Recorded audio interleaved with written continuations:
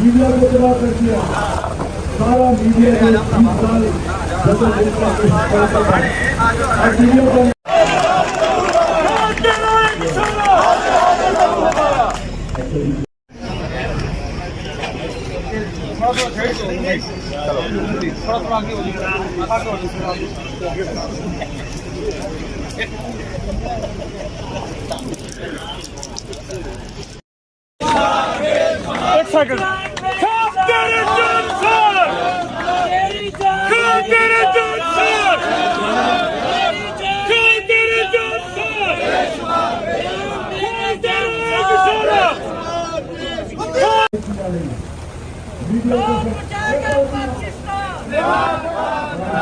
Media को तबाह कर दिया।